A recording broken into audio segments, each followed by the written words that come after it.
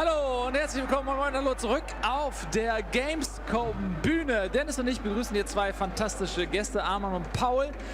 Und das sind Entwickler von Mount und Blade 2 Bannerlords. Wir hatten sie letztes Jahr hier auf der Bühne schon mal zu Gast. Das ist ein sehr, sehr interessanter Titel. Er wird seit 2013 entwickelt, ist also schon lange in der Mache. Und ich weiß, dass es einen harten Kern gibt an Fans, die sehnsüchtig auf dieses Spiel warten und sich sicherlich über einen erneuten Blick auf den Titel freuen. And we're gonna talk in English now because you don't speak German, which is fine. You're from Turkey, right? Yeah, right. Yeah, and we are very excited to have you guys back on stage, and I would say let's have a look on the newest version of your game that you brought for us. So I guess it's a work in progress. Exactly. Right? So just like last year, we have 3 pre-made characters for Gamescom, but players will be able to create their own characters. And but now we're in a later stage of the game than last year. We'll be able to do some sieges, to capture some castles, to have bigger battles. So it's the characters went more mature in the game as well. All right. Okay. So, do you have a release date yet? We have an early access release date, so Okay. we'll be going to early access in March next year. Oh, that's great to hear. Yeah. Okay. So where do you, where can you play? On Steam, or is it just your own platform? Currently, it's scheduled for Steam for the beginning. Yeah. Okay, that's great. That's the closest we can get to a release date, I guess, isn't it? Early access. I guess so. I mean, our game is really like big and complicated, so Yes. we thought it would be better to instead of set a release date where we are basically saying that the game is finished as it is. Yeah. We are putting it still in early access. It will still be very playable, and pretty much everything will be working. So I mean, players will be able to find content for maybe hundreds of hours.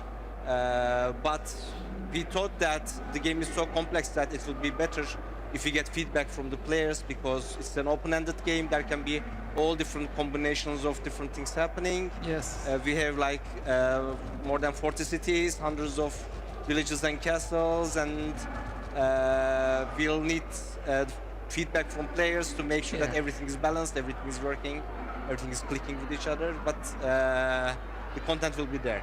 And I'm sure that everybody is looking forward to this pre-release date, this early access, because as I mentioned earlier, there are quite a lot of people who are looking forward to the release date. And your team is not like a huge team. You don't have like hundreds of persons. How many people are working on the game? Currently we have almost like 90. 90? Okay, it's more than last year, isn't it? But did you have 90 last year? It is. I mean, we expand by, I don't know, like 15 people or 10 people. Yeah, each okay. year, so. Oh, okay. So, Paul. So what I did is one of our features is that you can get an army. Yeah. Our kingdom, Kingdom of Crusade, is at war with the Empire, which is kind of like the Byzantine Empire.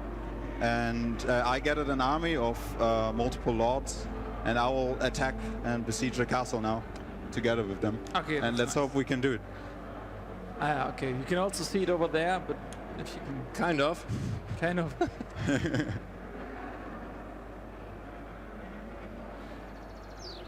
So this is our deployment phase, where you can decide where to put your siege machines.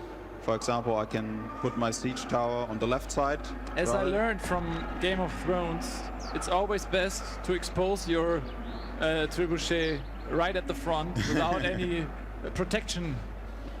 I didn't build any siege machines since I wanted to be quick. Okay. Because what else can also happen is if I attack a castle somewhere, that the enemy will decide like, oh, it's like, what is he doing here? And sends another army and attacks me in front of the castle gates. And then I have a big problem because I'm cut off from my supply line here. It will be hard to fight a battle outside my territory. So I'd rather just attack the castle and have somewhere to stay. With the castle, you also get a village. They're both connected, so you have like some sort of like refuge. So, how much research did you guys do regarding the battle? Did you study historical battles, how they evolve on the battlefield? Definitely. I mean, we are not historians by profession, but of course we are very much interested as amateurs, and we try to read as much as possible and get feedback from actual historians.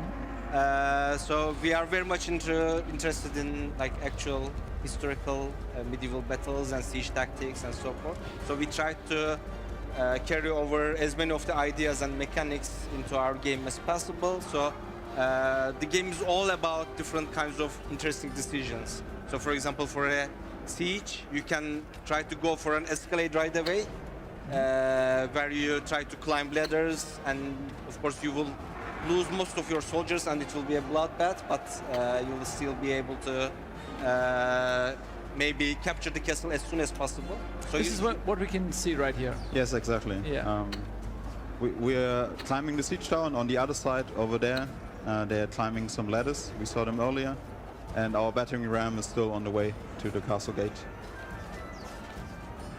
And you can control all your troops by yourself, but for this battle I gave the control to the AI, because there's like little commanders in those small little sections of troops, which will make decisions on their own when to raise the ladders. They will time them, so that's quite useful in sieges, but also in normal battles. You can do that at any time.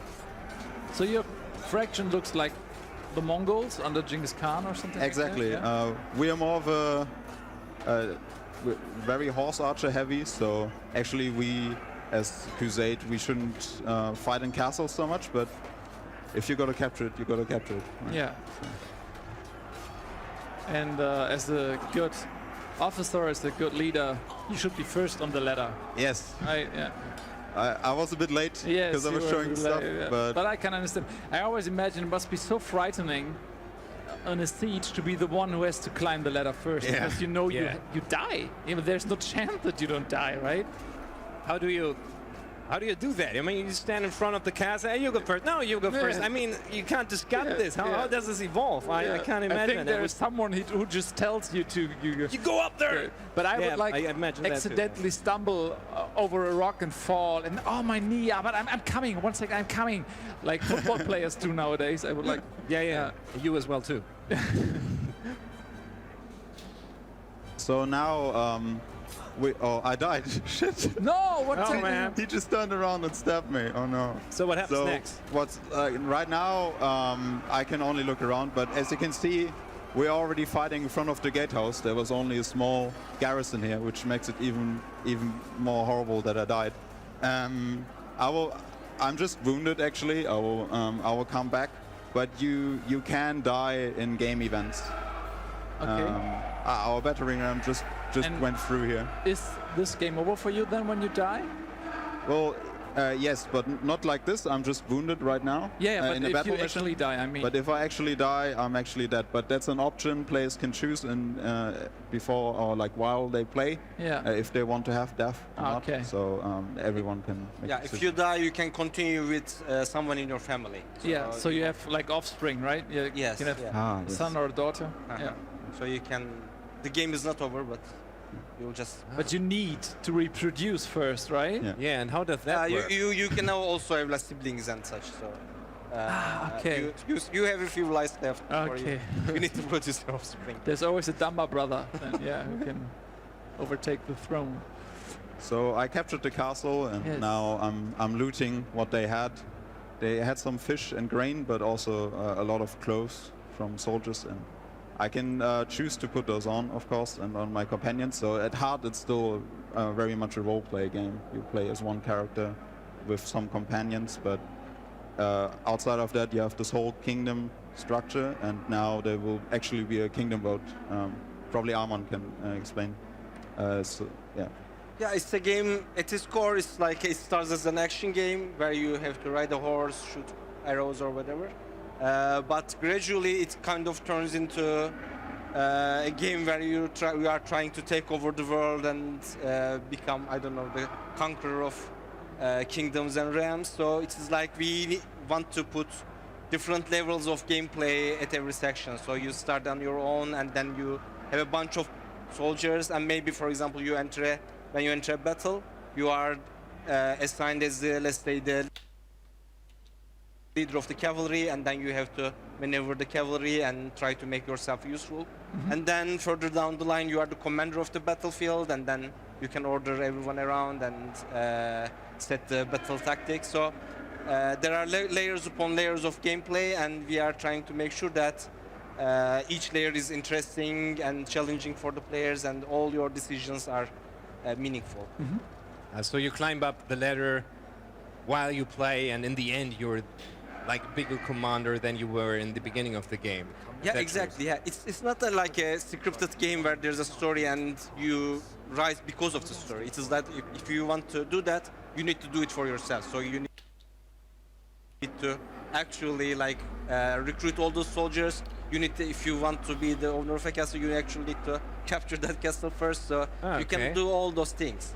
And if you got an army at your disposal, do you have to finance that army? Is there some kind of management aspect to, to have an army? Do they need food or something? Is this in the game too? Exactly. Yeah, that is. Those are all in. So armies always march on their stomachs. So you need to always provide food and provide money for your soldiers, pay the wages, think about all the logistical problems.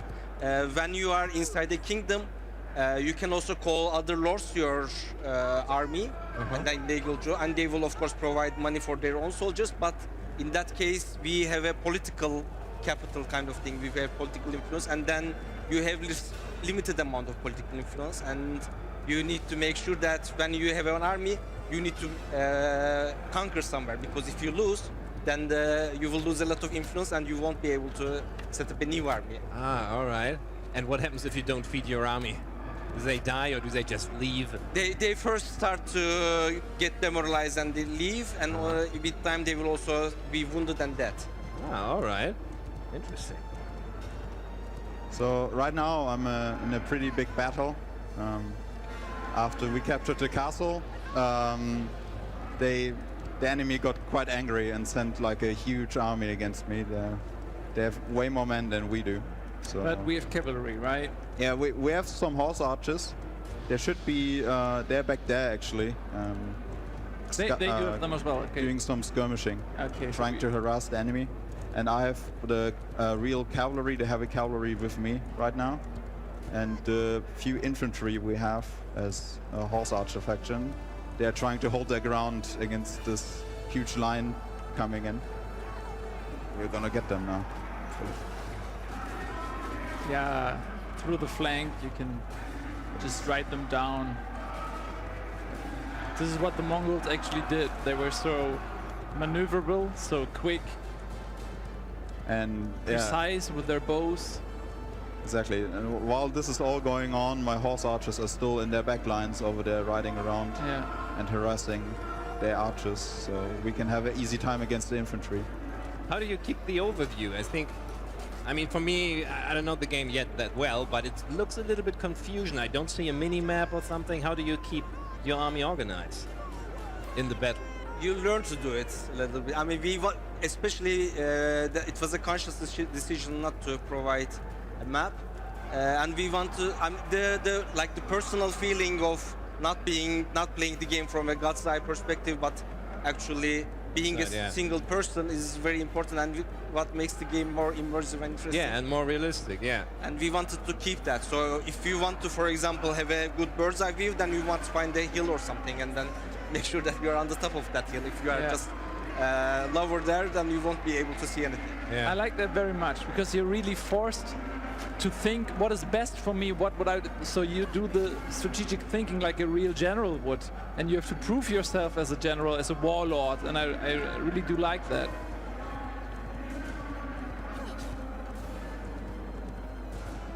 So yeah, I exactly did what was suggested and put my archers on the hill with the infantry in between and charged my cavalry in. We already defeated most of the infantry, so there's a lot of crossbowmen and archers left on the Byzantine or the Empire a side. point in the battle where they panic when you crush the enemy that they actually start running and not fighting anymore, or do they fight until the last man? Yeah, definitely, they do panic. If we have a morale system, so for example, more experienced soldiers panic less, and like peasants or whatever, they are really prone to panicking. And when a side gets too many casualties without inflicting any, then they start to become stressed, and then they can run away.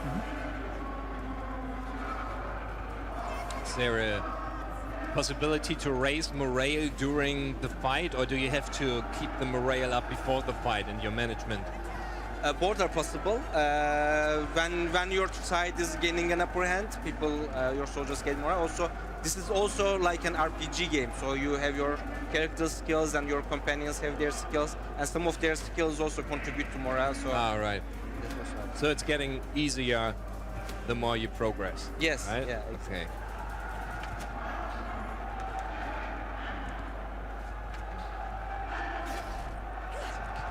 So if you can rise to a general or a big war leader in the game, where do you start?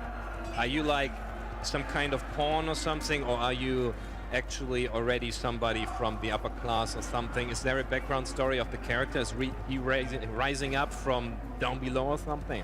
As a player, you can pretty much select your background. Yeah? Are there different to choose from?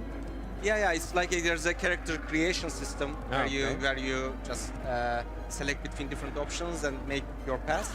And at the very beginning, you basically have almost nothing. You have a very simple weapon and just yourself.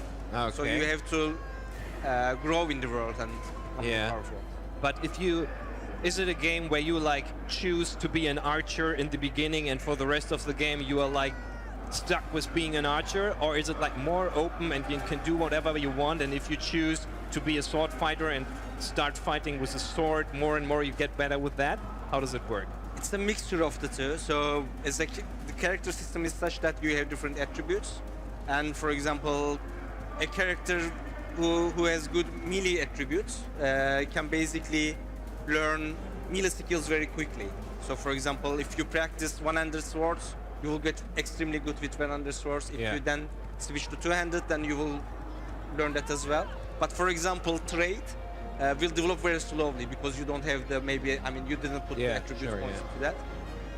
Whereas, for example, if your character has very low attribute points for melee, but has great in intelligence and social skills, then you will be able to develop very quickly on trade. So every time you buy and sell things, you will be gaining or make a profit. You will be gaining experience point, and your skill with trade will increase. Yeah, and you told that if you die and you choose to, you can play as a relative, a sibling or something like that. How does that work then? Is this like a random class with random skills, or do you have then the choice to select the skills beforehand? You will be basically you have to in a way customize that beforehand. So for example, if you have a child, you will have opportunities in the gameplay to select different choices. So for example, my child, I don't know. There's a random event, your kid, something happened, you choose, and he develops. Something like that. And you will be able to develop your child into different ways. Okay. And then when you, of course, take him or her over, then you are stuck. Okay. And is there a children cap in the game? How many children can I get at max? And how do I get them? The children cap. I don't know. Genghis Khan had like 1 million, I guess. Yeah, I think that. So since we're playing as Khan, I think should be 1 million should be the cap. Yeah. Yeah. It's a legit question. And then you have like an army just made of your children, like they're all tiny, like 1 meter only, but they're strong. Yeah, as strong as you. Yeah. No, it's kind of, but I mean that. How do you reproduce in the game? How do you get a kid in the game? Do you have to like talk to women or something? Do you have to get married, or how does it work? Currently, we only have the marriage route implemented, so maybe we'll add more in the future. But once you are married in the game, then you just, I don't know, spend time in the same physical location with your wife, and then children just pop up. So okay. Like in reality. Yeah. All right. But are you planning on implementing a system where you can marry a foe's daughter or something like that to unite two kingdoms to prevent a war and then actually gaining more power via marriage? Yeah, definitely. Like marriage has an important role in politics. Your relation with other noble houses is very important. So, for example, when a new castle is captured by a kingdom, the kingdom has something like a vote where they decide who that goes to. And then, for example, if different noble houses support you there, then there's a greater chance that you will be able to take that. And of course, if you are married to another noble house, you will have better relations, and they will be more likely to support you. Very, very complex. So you can decide on how you want to raise your power. The different ways, not only on the battlefield, but politics as well. Okay, so what is happening right now? We are in a town, or what is it? Yes, we kind of came back from our campaign with our big army of lords, and right now we are recovering. I sold all the stuff I plundered in the city. I gained some money, so I'm in the tavern hiring a new companion and probably some mercenaries. And we will just replenish and then go back in again. Oh, what is he doing? So we can have like another battle maybe, or something like this. And how does time progress? Usually war like takes a little time and stuff. It looks like you just step into the next war. How many days have gone past since you just fought that battle? Is there some time of quick progression? We played for like 5 days now. Okay, 5 in-game days, right? 5 in-game. Ah, okay. Yeah, yeah, in-game. And I will actually sell some of my prisoners, and we also captured a lord from the enemy. So maybe we can have the audience decide if we want to release or kill him. Come on, we're not ISIS or anything. In the game, I mean, we have a system where you can capture an enemy lord, and then there are different options. So, for example, you can ransom the enemy lord and get a lot of money because they have a very high ransom amount. Then you will get a lot of money, but of course the enemy lord can then go back and raise another army and come at you again. Another option is trying to keep the lord indefinitely in prison, but then there's a chance that they will run away. A third option is to execute them, but that has in-game consequences, because just like medieval times, like the nobles didn't really like the idea of their own kind to be like executed every now and then, because that would lead to some bloodbath. So when you do that, you are actually being very unorthodox, and then you will lose relation with different lords, and you will be seen as some kind of a butcher and outcast. But you can do that. Yeah, that's cool. That's pretty much every option that there was, right? Yeah. Those 3 kinds of options. Is it dark right now, or am I... Yes. Okay, so that's the day-night cycle. Exactly. All right. You can see the time of day down here, so it also makes sense to attack at certain times depending on your army compositions. Are they bandits or what is Yes, those are looters. So when I attack at night, my archers will be less effective because they can't see that far. So there's like some tactical decision behind it. So for example, I want to fight at day because I have a lot of horse archers. I have a lot of infantry archers, so I don't want to give the enemy an edge with attacking at night. Sure, yeah. And your army size is very important. The bigger your army, the slower it moves, just like in real life, because they have to organize and everyone has to wait for each other and everything.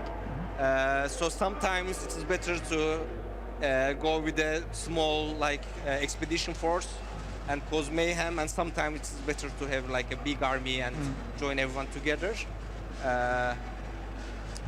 But since you're only playing one character, you only can have one army, or can you split them and have 2 armies at once? Your kingdom can have many armies, yes, but then you are only controlling one character, and then you will only be seeing one army. So that other army, for example, it can go and do something stupid and get all killed.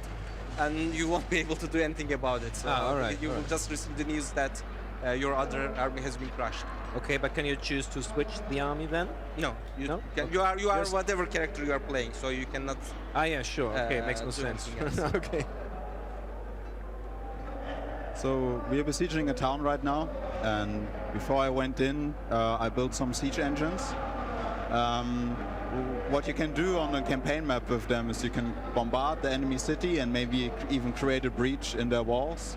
But that also exposes you, as I mentioned earlier, from armies coming in or even the garrison settling out and attacking you while you're preparing.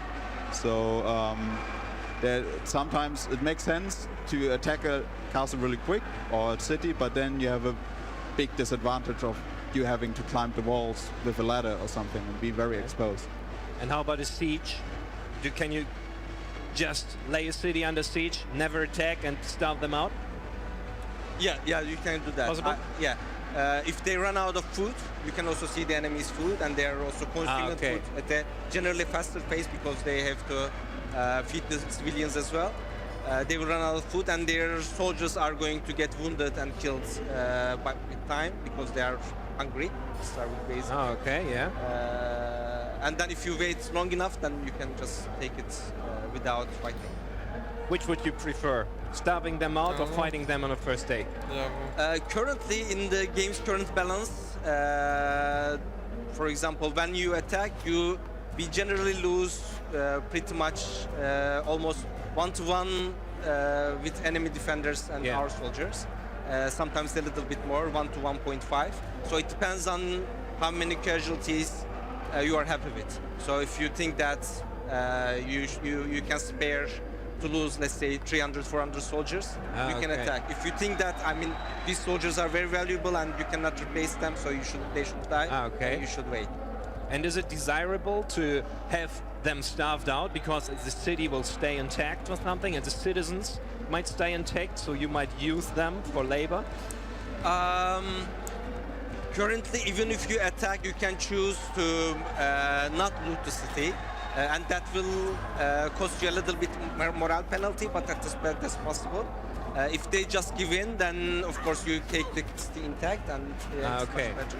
Okay, so it's got its advantages. Okay, guys. So we're running out of time. So we won't see a winner of this bloody battle here. But thank you very much that you came again and that you brought your new version of the game. I'm very much in love with it, and I think there are many people who really are in love with it too. So thank you very much for being here. See you next year, I hope. Yeah. With another game. Thank Yeah, you. no. With I don't know, with the pre. When is the early access again? It was in March. It's going March. to be in Okay, March. next year in March. Okay.